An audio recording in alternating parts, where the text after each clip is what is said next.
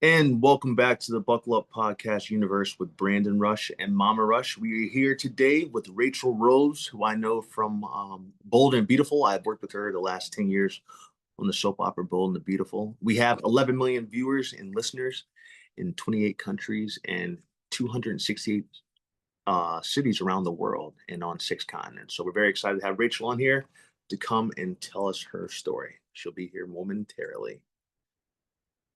And once again, I am Brandon Rush. My mom, Carolyn, or Mama Rush, is about to be on the show as well. All righty.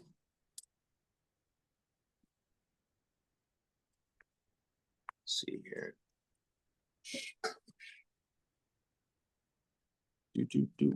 Shit, I think I hit accept.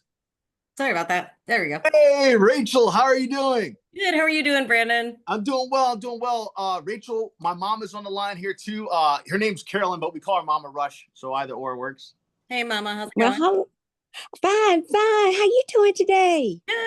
Good to meet you. That is great. I didn't feel like putting on any makeup, so I said, Brandon, just throw my picture up there today. It's all good. It's all good. Absolutely. Great. Well, Rachel, welcome so much to the Buckle Up Podcast universe with Brandon Rush and Mama Rush. We are excited to have you here today, and it's all about you, Rachel. I had the pleasure of working with you all now for 10 years, so I wanted you to come on here and tell us your story. Where you're from, how you got into the business, the industry that you're in now, and your love for it and passion. And it's your story. Well, so what ended up getting you into the business, I guess? Well, yeah, I'll give you a little bit of background and then we Yeah. can kind of go from there. If you've heard any of my or if you've ever taken any one of my classes, you get to hear one of this same goofy story. Oh, let's hear it. Yeah. I was born and raised just north of Detroit. Okay. And I went to a really, really awesome high school that had a radio program, a TV program, and a theater arts program. Mm-hmm. And in that time, I was involved with all of that. I got my own radio show for 2 years, my own TV show for a year, and I was in theater arts for 2 of those years. So I found out that I really loved entertainment, really hated being on stage. Okay. That was just not my thing. Yeah. And at first, I really wanted to go to Winston-Salem, North Carolina to be a stage manager for Broadway. And at that time, it was like it was just before the early 2000s. Okay. Not telling you how old I am. Oh, no, you look great. And I applied to a bunch of different schools, mostly for their film department. Okay. And I didn't get into I got into USC, but not in the video and film department. Okay. But I ended up getting into the Art Institute of Pittsburgh, which is this little defunct vocational school. But I ended up getting a scholarship there with the exact same thing I sent to NYU and USC. Okay. And that was a little bit my first hint that everything's a little bit biased in this industry. Yeah. So I went to school in Pittsburgh, got my degree, and like every good Midwestern girl, moved back home and waited to get married and have kids. Okay. What you do. Yeah. And so I was at a home and I ended up working at like doctor's offices. I worked at a dog food store, which by the way is like the best job ever. People are paying to hang out with dogs. Yeah. Absolutely. I love dogs too. I'm a big dog person. Me and my mom both are big dog people. Yeah, I love dogs. Oh, nice. Yeah, I grew up with dogs and cats, and so I have my own cat now. He's sleeping in the middle of my queen size bed at the moment. Okay. What are you gonna do? Yeah, so I ended up working at a doctor's office, and I was getting up, and I was about 25 at the time, and I was getting up and going to work, and I looked in the mirror. And when I looked in the mirror, I had this, like, I remembered a dream I had from the night before. Okay. And the dream was I was living at home, getting ready to go work at a doctor's office, but I wasn't 25. I was 45. Ooh.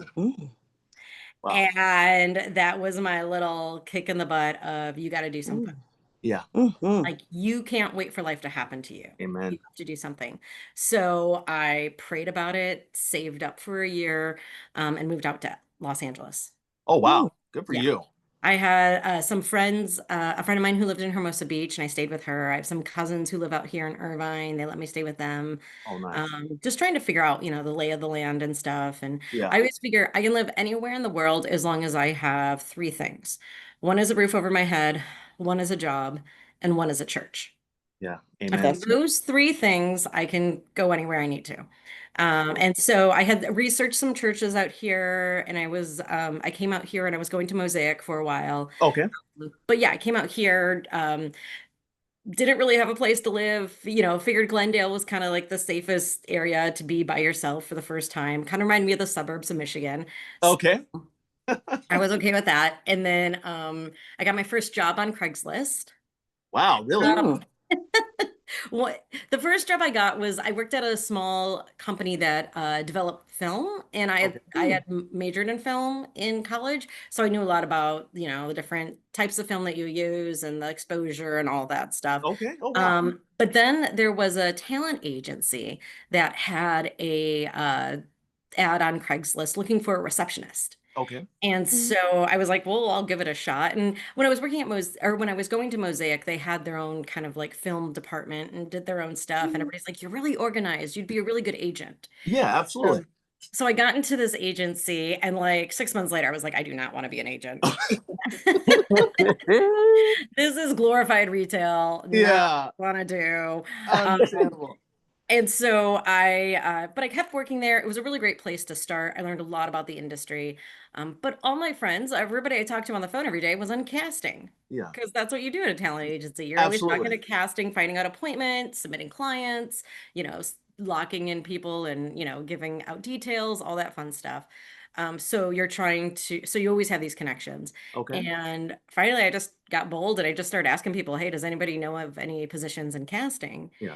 And a friend of mine did. And so she reached out to her bosses and they said, yeah, we'll meet you. And they hired me and I started working at Zane Pillsbury. Oh, no, Zane. Yeah. Yeah. I And know my them. very first, well, I got hired for a specific show on USA with them. And then 2 weeks later, we got Suits as my very first pilot. Oh, wow. Oh. Which is a huge hit, clearly. Yeah, Has yeah. been. So I worked on that for the first 4 seasons, which is really interesting because even when it first came out, like it kind of flew under the radar. Mhm. Like I think I believe that it was one of the first shows that was nominated for in the, for an Emmy that Yeah. wasn't Oh, on wow. prime time. Really? And I don't know if it was the show itself or if it was an actor on the show that got Okay. nominated for it. So it was just a very interesting, like a little bit more groundbreaking. USA was trying to do some different things at that point. And but then, during the pandemic when Netflix got it, it had a whole new resurgence, and I was like, oh Lord. Yeah. Oh, wow. Yeah, exactly. Yeah. So yeah, I worked there for several years, worked on different primetime things, half-hour comedies, dramedies, different things like that. I just wanted to do something a little different. So I ended up moving. I went to work with Richard Hicks on the pilot for Scream Queens. Okay. Yeah. That was a big Um, hit too for a bit. yeah, yeah. And then I worked with Jamie Radofsky and Risa Bram Garcia on season 3 of Masters of Sex. Oh, wow. Yeah. And then, about that time I got to be like in my mid-30s and I was like, I need something a little more stable. Yeah. And a friend of mine reached out to me and said, hey, there's this job that they work Monday through Friday, 9 to 5. And you get vacation time. And I'm like, and you work all year long. And I'm like, nah, that's not true. I have no idea what you're talking about. And but in this industry, but it's a soap opera. Yeah. And it's a I say that because there's a lot of stigmatism, which is very interesting to me because I had it for sure. I didn't know anything about soaps before I got into them. Yeah. We only see the finished product Yeah. on TV, but the workings of everything that happens is so intriguing and so crazy and fast paced. I'm sure. It really is. So yeah, so I started working in soaps. It'll be August 1st is 9 years. I've been Oh, working. congratulations. Oh, That's yeah. I mean, it seemed to be the right thing. Yeah, yeah, Wow. yeah. So doing that right now and just trying to see. I'm looking for. I'm being open to other opportunities because I am on set and that close to things. I would Yeah. love to learn, stage managing, love to learn different things, maybe producing different things like that because Yeah. I You have have the the space background of to it. do that. Yeah. Yeah. So we'll see. So that's kind of my story. Being in Los Angeles, I'm sure if you're not from here, you get here and you kind of figure out all the neighborhoods. The one thing nobody tells you on TV is that Los Angeles is very, very big. Yeah. It's very spread out. Even though we have high rises and there's not much, there's a lot of traffic and there's not much, spaces to live. It's really strange. But Yeah. you have this huge area and it's like the West Side is fun and I do like going out there. Not my vibe. And, Okay. like I said, I lived in Glendale, then I moved to Westwood with a friend of mine. All of the Westwood too for Oh, 10 years. nice, nice. And then me and another roommate moved to Hollywood. Okay. And then I moved to East Hollywood. And each time I was moving, even when I lived in Westwood, I would come downtown 3, 4 nights a week. Really? I love downtown. Oh Now, my gosh. I try to stay out of downtown as much as possible. everybody says that. Everybody says, well, it's even funny because when I grew up I grew up in Warren, which is, if you're familiar with Detroit, there's the whole thing about 8 Mile. 8 Mile Yeah. is the line for the city of where the city of Detroit ends and then where the suburbs begin. I grew up at 13 Mile. Oh, really? Yes. And so I was always in downtown Detroit. Church, art, music, whatever it was. And I mean, I even dated a guy who was like a country guy, and my mom was like, "Oh, that was never gonna last." Like East Lansing wise, or like he would be like, "Let's go camping," and I was like, "Sure," and she's like, "You're gonna be back in like 10 minutes." That is not you. Yeah. So I just kept coming downtown, and finally it was just after I got into casting. So almost 15 years ago, I just was like, I just need to live there. Really? Yeah. So I moved down here. I've been in the middle of downtown I think it's 14 years. Okay. Yeah. That's a good amount of time. How's that drive up to where the studio's at in CBS? Well, here's the thing. Yeah. Because my commute is so regular and my building itself doesn't have parking, I got rid of my car. So you just Uber or something, I would assume. I take the bus. Okay. Wow. I take the train. You're brave. Okay. I timed it out. And when you're in the middle of rush hour traffic, it's 5 minutes more, maybe 10 that's not minutes bad at all. more. Yeah.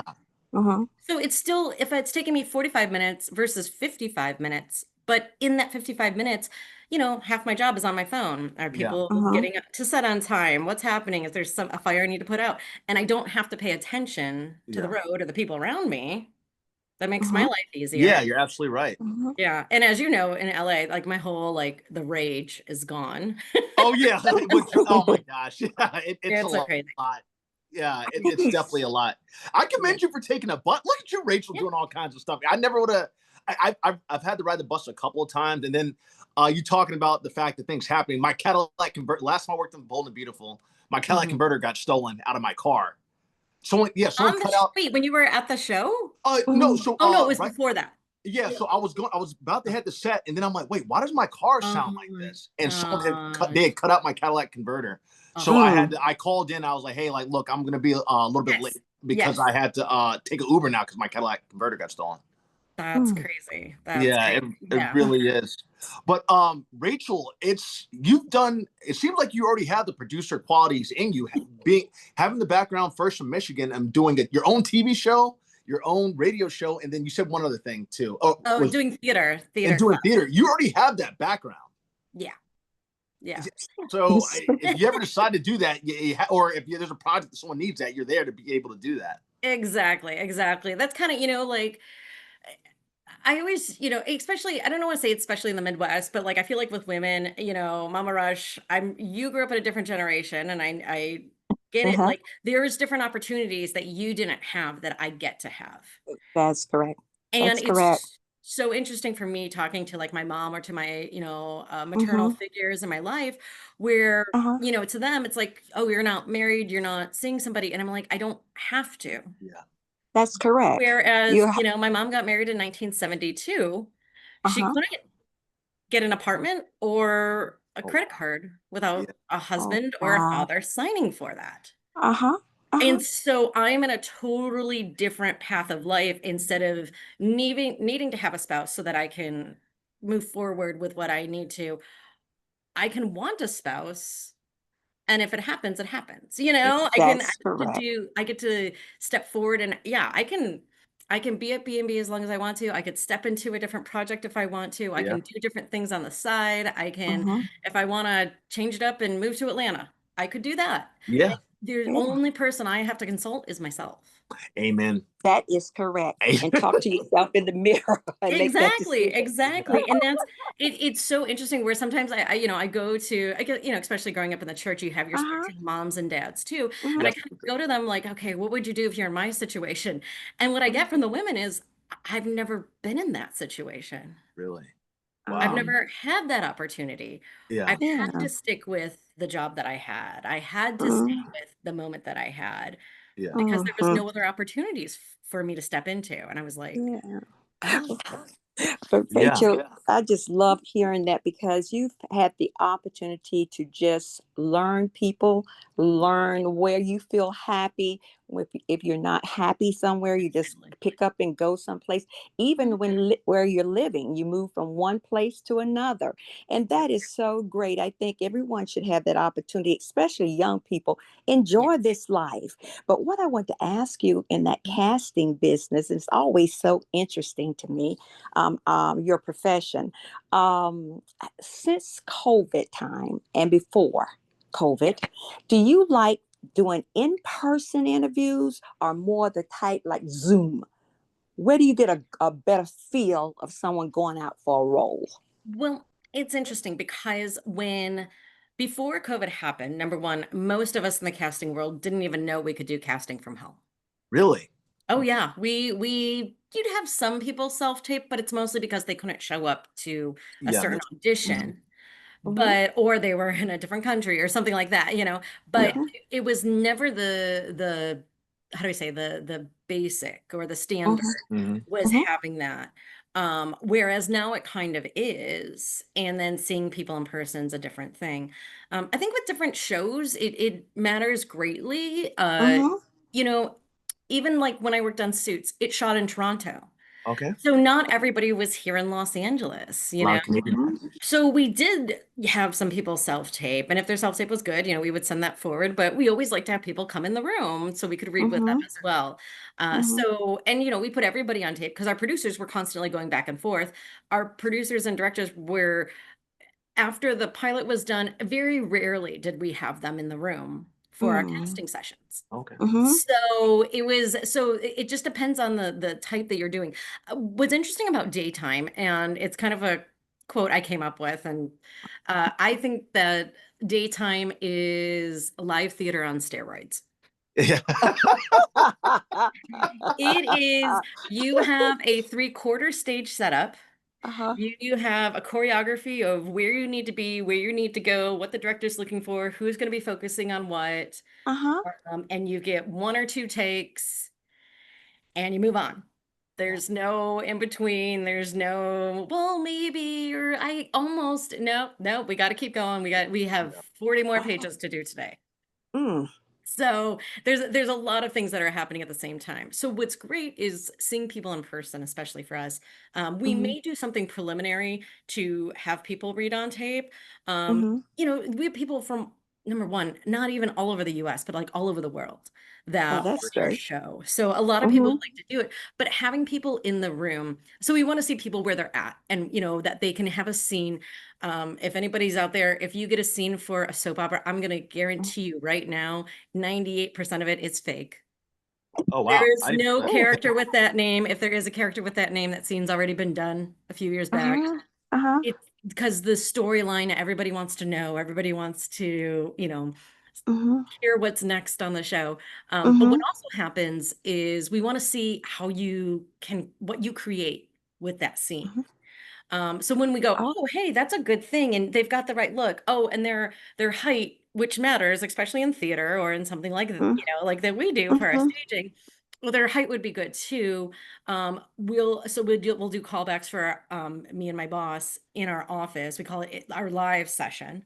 Okay. And Mhm. bring them in and work with people, redirect them, see how they can handle some changes right there in the minute. Because Oh, sometimes, okay. Brandon, I'm sure you know this, you're on set Firsthand. and okay, so that line didn't really work. We're gonna change Yeah. it to this line, but you're gonna say it over here now, and you're like, Mhm.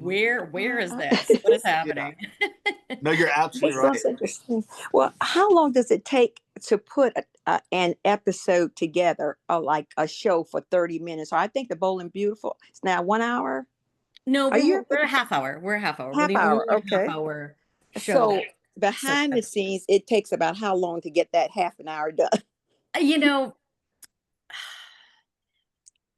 again, soap operas work on a very different playing Uh-huh. field. We do a new episode every single day of the week. Uh-huh. So on most TV shows, even with Suits, I think for the first season, there's 10 episodes, maybe 13. Like we're, Mm-hmm. Yeah. pushing it. We do 260. Holy smokes. Wow. Wow. So and our writers, I love about our show, they love to keep up to date with the headlines, with news, with what's going on in society, what Mm-hmm. the emotions are and everything, and what we're feeling as a world. Um, Mm-hmm. we usually at the most have our like episodes about 6 weeks in advance, if that makes Mm-hmm. sense. So what we're shooting right now probably won't air for either about 2 months, 6 weeks, maybe a month. They try to keep it Okay. very fluid Mm-hmm. and keep it going because we just never know, things may change in the middle of Yeah. doing Absolutely. it, Yeah. so they like to at least be aware of the current events that are happening in the world as well. So yeah. Yeah, or just be Well, sensitive to that with different people in society and stuff. wow, Mhm. that I Rachel, love. I had to say that soap operas. I started off in Young and the Restless before going over to Oh, Bold and nice. Beautiful, but soap operas have prepared me so much for because I do a lot of primetime TV. That I like where, as you said, dialogue changing on the spot, Mm-hmm. things getting dropped, whatever it is. I'm always ready. The only difference is we do more takes. But I am so ready that I basically every time I shoot something on prime time, I'm always ready. Like I'm on Bold and Beautiful, or when I was on Young and the Restless, or Days of Our Lives. It was the fact that like I'm ready for it to be that's going to be the final take if it ends up being that because we Right. don't you have to get it right on that time. So I make sure that I am always on point. That's why I'm grateful for soap operas because it is that theater training. Like Yeah. it's you have to be on your A game because you might just get that one take. So Yeah, that's helped me out tremendously. exactly. We'll say, please be off book, please be ready. And I always tell people, in most shows it's a big suggestion, like what even in prime time, if you're lucky, you do 10 pages a day, Yeah, something like that. yeah, that's a Um, huge stretch, but right, right. And so for us, we're doing 10 pages even like well before lunch. We're Mm-hmm. so there's and again it's within being in that moment. I think Mm-hmm. sometimes, people they need to be built up into that moment. Uh-huh. And for acting, you kind of need to wear your heart on your sleeve a little bit mhm. and bring us into that. Because you don't Mm-hmm. know where you are in the story either. If Mm-hmm. you're coming in as a guest Oh. star, if you're coming in as a co-star, we might be rehashing a story that's been happening for the last few months, but Uh-huh. there's more information that's being told. There's something deep, there's more of an emotional connection that's happening. Uh-huh. And so we need whatever your guest star is going to bring to that to Mm-hmm. help bring that out in the storyline. Or Oh. there's new information and there's things that we're pushing the story forward with. And so we need you to be as clear, as concise with that. And like I was saying, that our show, not only is it big in the United States, it's also very big internationally. It Mm-hmm. gets translated Oh, I to didn't know that part. several different languages. So there's a lot of people too that it may not, if it doesn't get translated like with voice actors, it'll get translated like I think with subtitles. Okay, And cool. so a lot of people that I have met have said I've learned English from watching the show with my grandmother Mm-hmm. Wow. in Italy, Yeah. and in Belgium, wherever it may be, and you're Mhm. like, oh, I didn't even know we aired there, whatever it is, but Yeah. it's all over the place. And so people learn English, and so we try to make it as clear as and concise Oh Okay. yeah. when people are speaking. Well, I do have a Absolutely. I Yeah, go ahead, have a Mom. You're good. question relative to your casting again. Go ahead. When you choose someone for that role, Mhm. and is your decision the final decision, or it has to go to the producer, the director, or whatever? Or what, when it comes to soaps, is it different? Soaps is a little bit different Mm-hmm. because, again, of the amount of episodes that we do. We Oh, have okay. a lot of people that are recurring. So we have a Uh-huh. lot of people that are, somebody's aunt or sister or cousin, and, Mm-hmm. they show up, or the same, bartender that may be there type of a thing. So those people are just, we every week are finding out if they're available and they can come back in and work with that. That's But when we have it. new characters on the show, and this is the thing, Uh-huh. I always think it's interesting in casting. A lot of people will ask, like, oh, so you make all the big decisions? Mm, No, we actually don't make most of the big decisions. Well, actually, no, we Mm-hmm. don't make any of the big decisions. There's some smaller decisions that sometimes they'll be like, go Mm-hmm. ahead and make that. But for the yeah. most part, when we see people, we will get, even if it's a under five, or a principal that only has one episode, we'll put people on tape and still send them to our producers, because we're usually Mm-hmm. shooting during that time, so that they Uh-huh. can take a look and check it out. But even our contract people, when we're bringing in new people, we have sessions with all of our producers and our head Mm-hmm. writer and creator and all that. And all we do is we bring the best choices. Like, Oh. that's the one. I learned that early on in casting. All you can do is bring the best choices, and you would be happy with any of them Yeah. that they pick. Oh, okay. What's interesting is then the producers and the writers and the directors have to determine, which way do I want the story to go? Hmm. Because each person brings their own personality, their own style to that character. Uh, Mm-hmm. what's interesting about daytime is you have these families that have been around for a million years. And you have actors that have been on contract for several years, and Uh-huh. the contract ends, the story ends, whatever it may be, they're Mm-hmm. off. Mm-hmm. And then a year or two later, the writer goes, "Oh, we should bring him back." And Mm-hmm. sometimes they do bring the previous actor back for that. Mm-hmm. Sometimes Mm-hmm. they're like, "We want to go in a little bit of a different direction." And it's just in the style of where they're wanting to show what's happening on Mm-hmm. the show. So you just never Hmm. know sometimes. Yeah. Yeah. The, It's also very different too, because most primetime shows, when they sit down at the beginning of their season, they have a uh-huh. map for the entire year. They Okay. know where, how the rookie's going to end this season. They know Yeah. who's going to die and who's not, or what new characters are coming on. For the most part, they have that all planned out. Yeah. Mm-hmm. With soaps, I'm trying to think. I have outlines about I think just a week, maybe a week and a half, Okay. Mm-hmm. for because I'm on break right now, but for when we get That's back, Okay. that's all we have in advance. Oh wow. That's okay. kind of, yeah, that's fast moving almost, I would So say. that's why Brandon, Mm-hmm. sometimes I know I'll reach out to your people and be like, "Hey, is he available Yeah. Tuesday?" So I appreciate the call. No, and it's like Tuesday. I'm like, yeah, like not tomorrow Tuesday, but like next week Tuesday. We're gonna need him Yeah. all day. It might be a few episodes, and they're like, "What?" And it's like, we just found out that there's a whole thing that's gonna be happening, and we were wondering if he's available. Yeah. So, It's yeah. all So good. That's yeah. interesting. I Rachel, oh want. sorry, Mom. Oh, go I ahead, just had to say Brandon. one thing. You asked your question, and now I'm Rachel, I gonna had to ask. make you laugh. To be honest, I can't tell you how much that's happened to me in prime time, where I Oh, literally got the call. I had to turn down Mhm. one show that I really wanted to do for Netflix.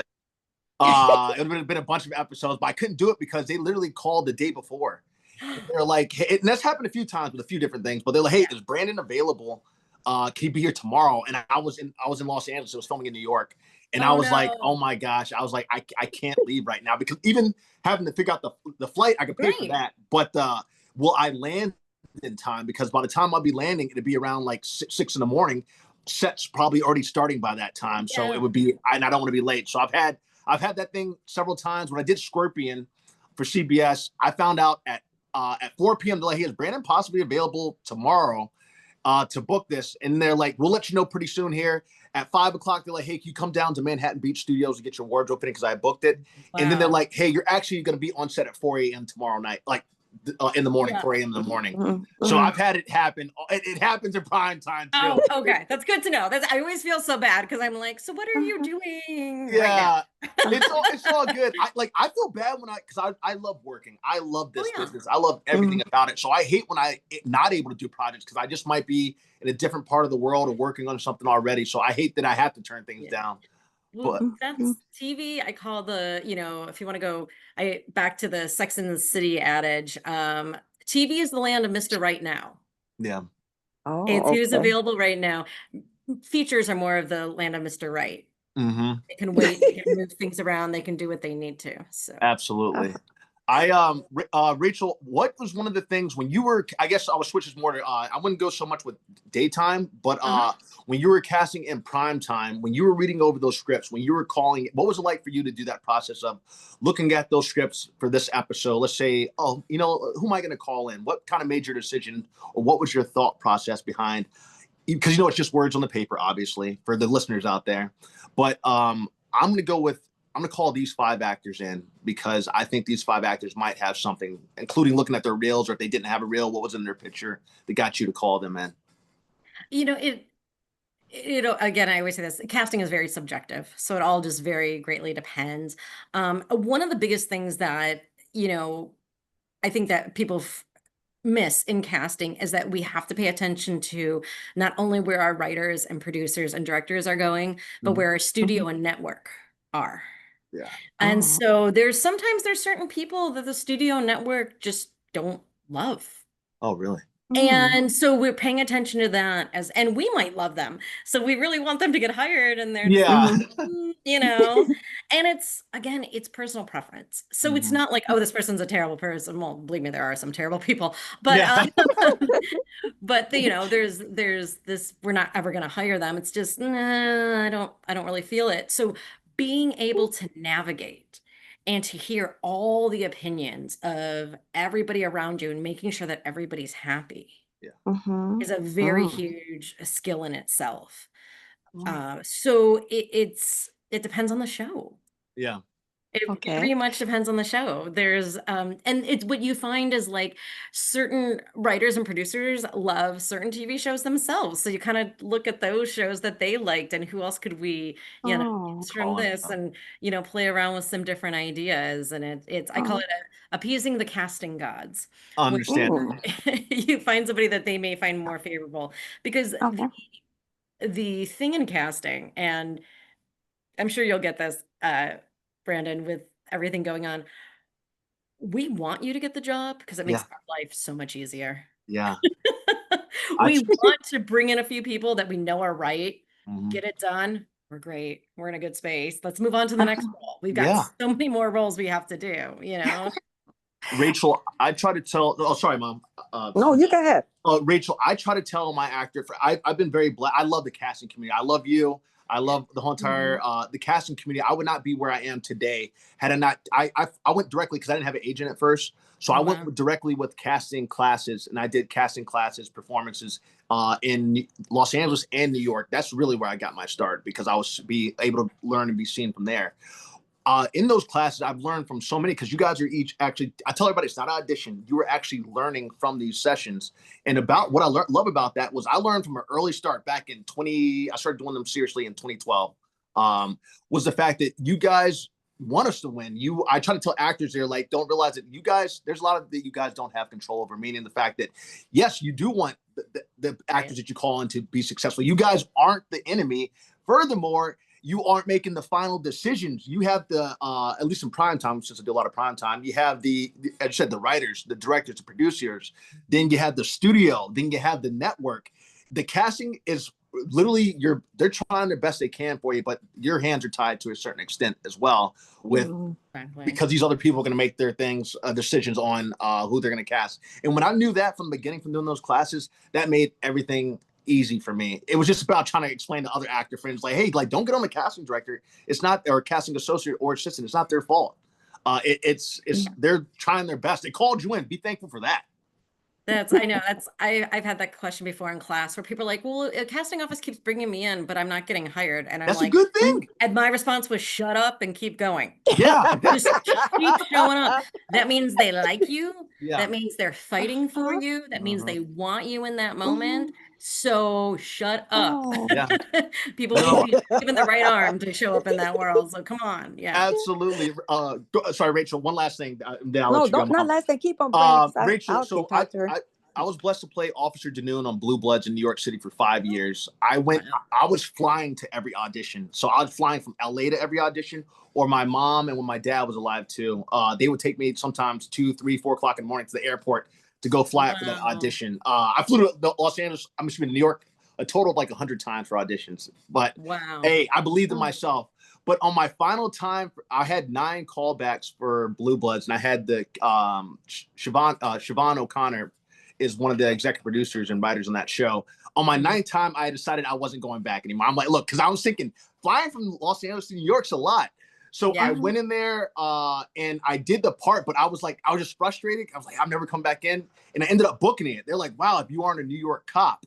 And I Mhm. finally told Siobhan that story, and she laughed. She said, Brandon, um, the thing about our show was booking a New York cop is the hardest thing we have the thing trouble, because not everybody can play it because of the accent. Not everyone can have the demeanor and mannerisms of a New York cop. And you had it, like you were doing it. We were trying to find the right thing for you. So that's why it took a little bit longer to get you cast on, finally get cast on. And I ended up being on for 5 years. So it worked out, but that was one of those things. And I'll tell you why you booked it. You stopped giving yourself the pressure. Oh, yeah.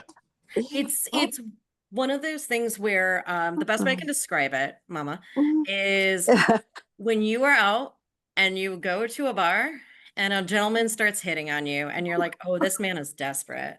Yeah. You can just tell. And it's the Mhm. same thing in everyday life. It's the same thing in casting. People are so they want it so bad that they're Mhm. letting that want and that desire get in front of the character and who they are.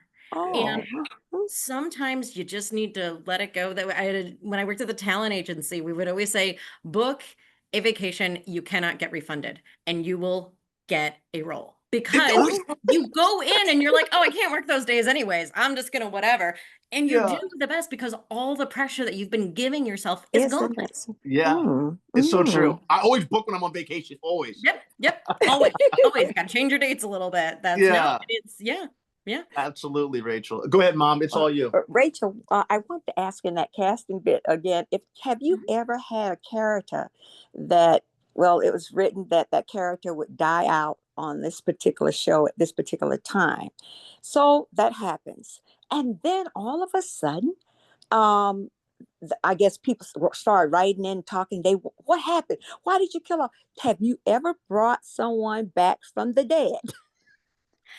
You know, I Oh, I don't know that I have brought anybody back from the dead.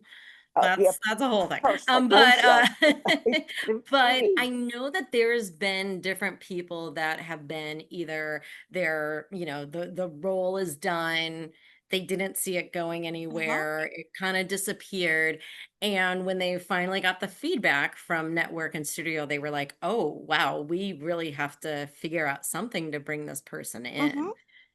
So yeah, it does happen. I mean, and it's there's a great TED talk about soaps, and Really? in that Mm. the girl, she does this great talk about how like there's 3 life lessons you can get from soaps, and one of them is that you can always come back from the dead. And and it's such a great metaphor because you're Uh-huh. for sure, and that's the one thing that they'll do a lot in soaps and even a lot in TV. Mhm. Somebody might disappear, or they might get shot, or they might, Mhm. go over that cliff, but we don't see Mhm. the end. We don't see the final. We Yeah. don't see that they're Oh. actually dead Mhm. Mhm. or in the, mortuary. Yeah. Mhm. I mean, they could also have a crazy cousin or a twin somewhere that they knew about. Don't get me wrong. Don't get me wrong. Yeah. Um, but but having that, they always leave this option of maybe. Yeah. That's that's what What I was telling Brandon about that because he was on a show where they shot him, but he was FBI. huh, Yeah, the The episode FBI. ended up doing really well. that They never was showed him a completely dead. Yeah, But he oh, got that was that's a a shot great great at one, episode. Rachel. Yeah, I did see that. I did see that. That was such a crazy episode. I was like, what? Yeah. They never said I was fully and dead so, though. So That's true. there's yeah, yeah. That's there's a true. chance. You could be, I mean, there's But always that. You could be the mastermind behind something else that's going on that, Absolutely. yeah. Mom, I forgot to tell I you, said, well, Rachel saw Brandon, that I episode said, and Brand, wrote me on it. say what, Rachel saw that. Brandon? My mom's in another room. That's why I keep talking Oh, this yeah, way. okay. Yeah, yeah, yeah. Mom, Rachel saw that episode of FBI. Yeah. Oh, Yeah. she Yeah. He did. told me it Oh, was on, so great. I watched it and I like yelled at the TV. And I was like, Brandon. That's what I always say when I see him. I appreciate so much you've done for Brandon Yeah. in helping Thank you so him much, Rachel. and casting him. He loves his role on that Bowling Beautiful, and you Yes. have made sure that he comes back every time, Appreciate and I that. appreciate that so Thank, much well, I for him. always And tell it us, makes, go ahead. huh? Go ahead. No, you can go ahead. Yeah, I was just going to say, Well, I always say this. Okay. We're going to do that. Go ahead. that's okay. We do the same. Go ahead. I'm waiting for you because Okay. you're the All right. guest. Oh, it doesn't matter. But no, I always say to actors when they're like, yeah, I wouldn't have had this opportunity, I wouldn't have gotten there. And I always say, I put you in that room, or I was able to help get you in that room. You showed up. Yeah, thank I you. didn't have anything to do with that. Mhm. You're the one who stuck that landing and who got this. Yeah, So Oh, I'm just happy that I got to know you to open that door and help. I appreciate you. I know I appreciate you tremendously. Oh yeah, yeah.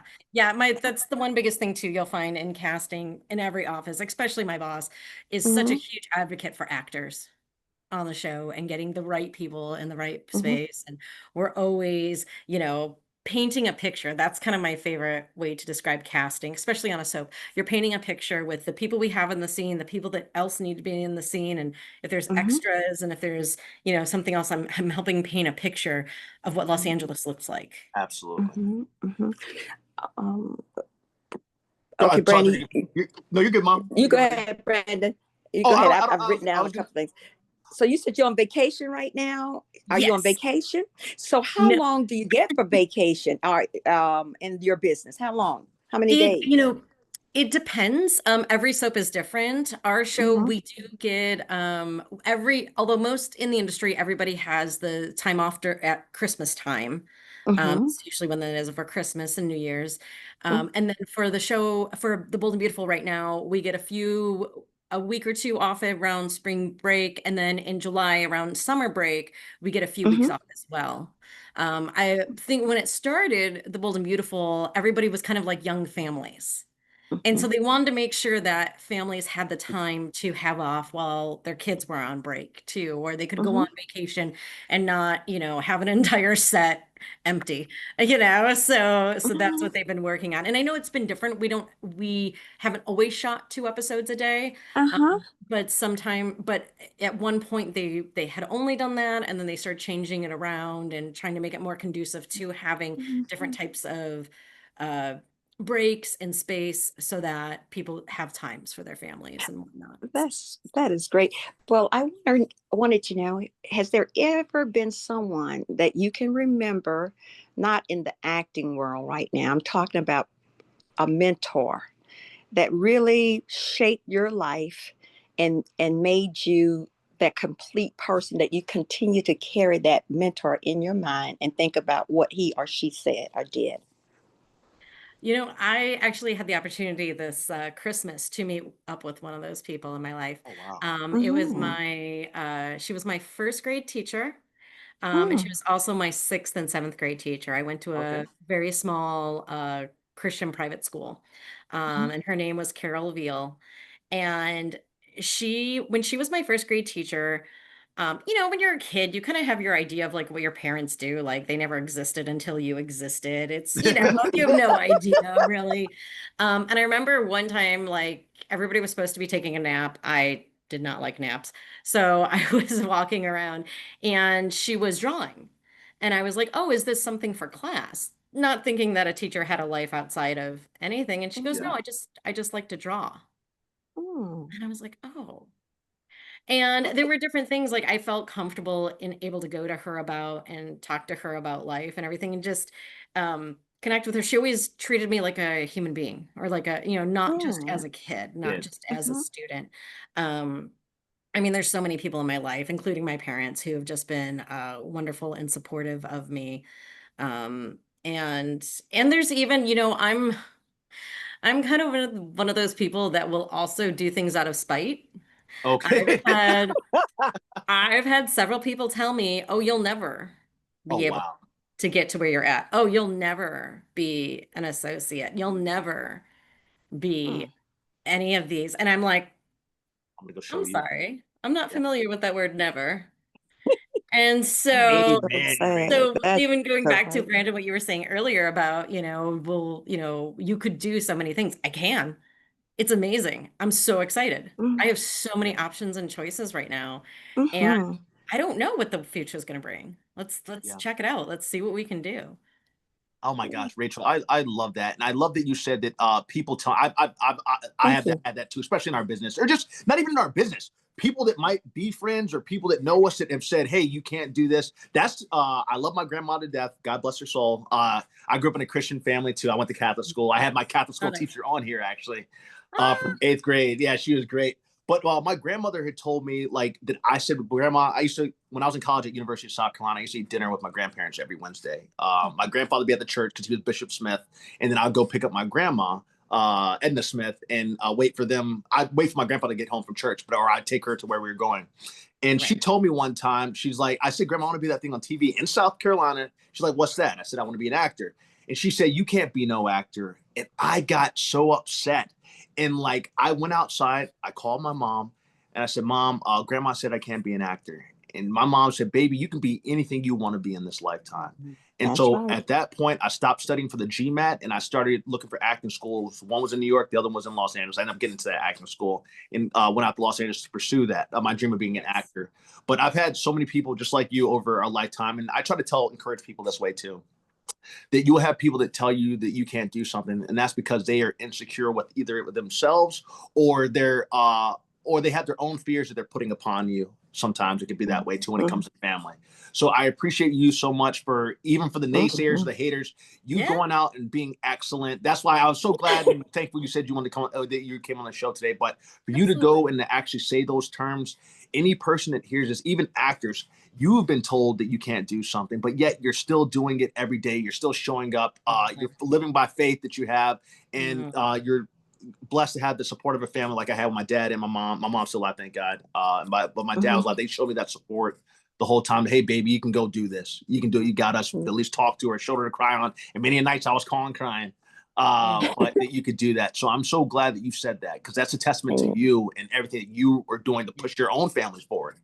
No, Mm-hmm. definitely. And I know that a lot of people don't have families close like we do. Yeah. Mm-hmm. And even for me, like my parents still live in the Detroit area, so I don't get to see them all the Yeah. time. And Mm-hmm. my biggest thing is find your family. And, some of my family is with church. Some of my family, there's this funny, and go with me. There's a bar across the street from me. Okay. Awesome. And it is usually at any given time of the day, 50% of the people there are all my neighbors. Okay. Oh. We know all the bartenders, we know Yeah. Mhm. everybody who works there. And some days I'm just like, I just need a friend. Yeah. And Mhm. it's so great. And I have this wonderful Christian therapist. And I was like, why do I like going to a bar? Like I sometimes Mhm. drink, sometimes I don't. It doesn't really matter. And he goes, Mhm. nobody judges you. Yeah. Nobody, True. they Right. just accept you. And Mhm. I can reach out to the friend. Hey guys, I'm sitting down at, Beelman's. You want to come over? And some people do, some people don't. If they don't, I meet people there all the time. Yeah. So it's Wow.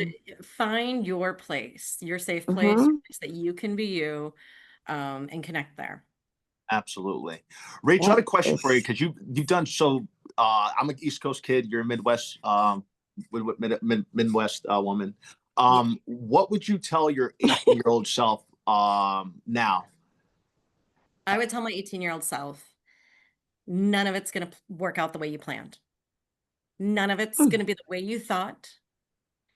Um, and you're going to think you've made all the wrong choices. Mm. But you're going to wake up one day and go, I chose everything in this moment, and I'm Mhm. here and I'm living it, and no one else can do that for me. Wow. Absolutely love that. That's That's that's lo- powerful too. And that's I, I had a friend remind me of that one time. They're like, even if you are in a space where you think that you're not doing your biggest potential, your biggest moment, you're living your life the way that you choose, Hmm. and no one else can do that. Absolutely. Mm, Man. So mhm, if things need to be done, people will be found. If God has a plan and you decide to say no and not do that plan, God will figure out that plan. mhm, But what if in that moment mhm. it's you that makes the story move forward? It's you that steps into that space and Wow, helps move God's plan. Absolutely. that's amazing. I'm so glad. Brand, how many viewers we have now in Uh, cities we and have we have 11 million viewers Oh in my 28 gosh. countries. We're on 6 continents and 268 states. 268 cities cities in around the the world? world. Wow. Well, the Oh my reason I gosh. said that because I'm so glad, Rachel, that you're speaking your information. I call it your truth. You are Absolutely. speaking everything that we want our listeners to hear because of the age range that Mm, we are actually impacting. And what you're saying is going to make a difference in a lot of young people, old people too, our oldest, exactly. older people. But I'm so glad you're saying that and they're understanding that they can do something, they can figure it out too.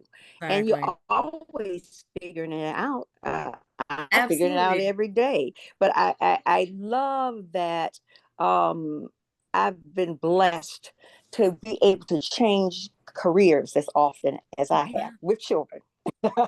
With That's children amazing. and a No. husband. And Yeah. but my parents supported me, as I can see your parents supported you. And I often make Yes. people laugh. I said, if I wanted to be an astronaut, I'm a scientist though. I said, if I Oh, wanted to be wow. an astronaut, my mother would say, okay, Carolyn, when is the spaceship taking off? And she would know that that's something I wanted to do. And so Mhm. both my parents never discouraged us in Yeah. fulfilling our dreams. And I Exactly. appreciate that about them. And I guess I'm so outgoing, as that's why I love your personality. I can kind of see it, Yes. feel it through the screen. Look at it. Oh, yes, that's right.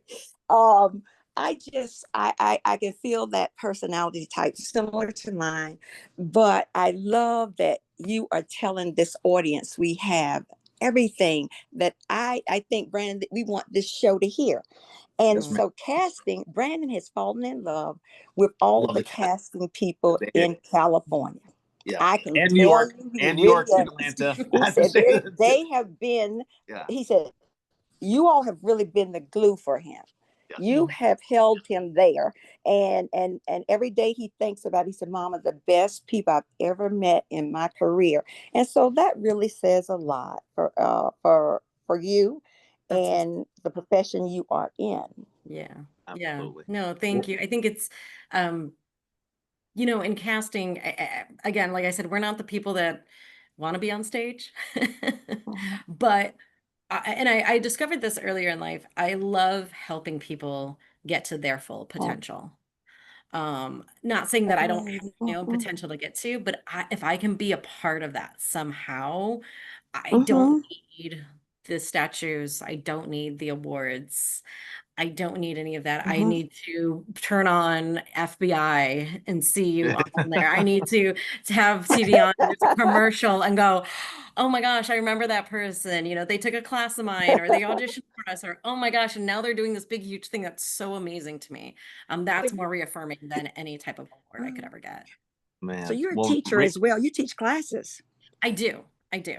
Yeah, especially because Wow. just the idea of prime time into daytime and how different that is and what it looks like, Uh-huh. for an actor. So, Oh, yeah. okay. Okay, that's great. Do well, you off how long do the classes last and how It- often do you give classes? I just want to get some feedback from you for the audience. There's a few, if you go online, I'm sure there's a few different places that will let you know when I appear. Every few months, I get a few places that reach out and say, "Hey, we want you to do a guest spot here or there." Um, so Okay. I don't hold it myself. I don't do it myself. yeah, I appear as a special guest for absolutely. Oh, oh, great. And do you do that type of training class through Zoom or it's in a classroom? either which way. In the classroom is a little weird now because we haven't done it in a million years, but I did Uh-huh. I did do one of those. I did do one of those recently. Uh-huh. But yeah, a lot of times now it's just on Zoom. Oh, Okay. okay. Okay. Yeah. Well, Rachel, I want to say thank you so much for coming on. I thank you for all the opportunities you've given me. I said, like, one of the things I want to do with this show was, as I said, my whole entire career, my whole career is because casting directors, casting associates, and casting assistants gave me the opportunity, especially in Los Angeles and New York. Without you guys, I would be nowhere because, as I said, I didn't have an agent. Agents gave me every excuse under the sun why they wouldn't represent me. But it was casting associates, assistants, and directors like, you know what? We'll call you. You did a great job in this class. Like, it's weeks down the road, months down the road. Like, hey, this saw this part. Would you mind coming and reading for it? I get an email. And so it's because of you all. That's why you guys always have a platform on here. Every show that I go on, I always say that I'm a representative of every single person in the casting community that called me in. They didn't have to be hiring me, but called me in because I'm representing them. And as the Lord continues to bless my career, I hope to hire you guys in positions that I have. Amen. That's great. Well, I appreciate that. Well, I think I've said everything I You too, wanted to say. Mom. Oh, I didn't ask you. Go for it. Do you miss your parents a lot where you are, or do they come out to see you? And how does that go? Because I know you're. Tell me how that works out for you. If my parents, they usually come out every other year, and then on Oh. the opposite years, I go back to Michigan to visit. Okay. I talk to my dad once a week. I talk to my mom almost every day. Mm-hmm. Just keeping in touch and just letting them know what's going on. I do have an older brother, Oh, and me that's and him try and okay. keep in touch too. And both of our lives are pretty busy, but we try our best. So, the biggest thing is just making it a point to have that connection and that Mm-hmm. communication constantly. And also too, as growing up, you sometimes need to set some boundaries and step back for a little bit and live your own life and do your thing. And none of that is bad and none of that is wrong. Uh-huh. But no, Uh-huh. but being able to still have that communication. Yeah, no, I still keep in touch with them. I still keep in touch with people back in Michigan. That's And great. I know where I came from. Oh, that's Absolutely. It great. shows. I've been to your hometown, Detroit. When I was a little Oh, girl, my daddy took us up because he finished Wayne State University, nice. engineering, his master's there.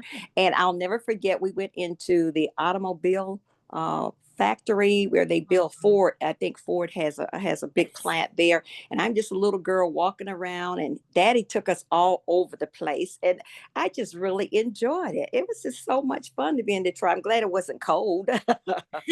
True, true. It gets And very that's one cold. thing I know you don't miss the snow No. and And the Absolutely. cold weather. it's also But too because anyway, Detroit is a beautiful place. it is. It's very, very Hmm. green. I Hmm. forget that being out here. But also there's so many lakes around that when the cold weather Hmm. hits, it's a lot of Ooh. snow, a lot of craziness, a lot of humidity. Yeah. Hmm. Yeah, I have to do my hair different being out here than being in. So it's nice. It's Well, nicer.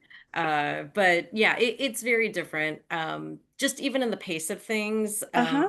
I loved Michigan growing up there, getting my foundation as to who I was. Mhm. Uh-huh. But the best thing to me about being in Los Angeles is just the amount of opportunities that are here. There are a lot. Um, Oh, that's in great. That's Michigan, great. and most cities are very much geared towards an industry anyways. Hmm. Obviously Hmm. in Michigan, they have the car industry, Hmm. health is mostly in every city as well. Hmm. Those different things. But yeah, it's still That fun to go is. back and visit and everything and see what's going on there. Oh, Absolutely. well, Well, well, you Rachel, have been a delight, I yeah, absolute tell you. delight. Thank We you. always give everybody a round of applause. And then Rachel, just send me what photo you want to use for your we have 20 podcast stations. So Oh, geez. if Yeah, you yeah. can send me that photo, I'll put that on there and I'll send that. I'll have all this done to you by tonight. Oh, And perfect. Yeah, yeah, Yep. yeah. I'll yeah, send you a picture. Fast. thank Absolutely. you Well, so much for your Yes, thank you, time. no. It's Rachel. been a pleasure Yeah, talking it's Thank you with great both. meeting you. you. And Thank you may so much. Yes. God You're bless you wonderful. always and keep you out there making all of the difference that you can make in this world. Thank Okay. you. Absolutely. Thank Rachel, we you always both give so everyone a much. round of I applause at the appreciate end. it. Right. Appreciate you both. Thank And Excellent. you. Rachel, thank you so Excellent. much for coming on. Outstanding. Yes. All Thank you, right, you guys. take care. Okay, you Okay. too. Take care now. Bye. Oh, she She was was just absolutely so wonderful. beautiful. Yes, ma'am. Oh, outstanding. Let's see here. I got to figure out how Uh, to, I think if I hit this button, stop recording. Yes.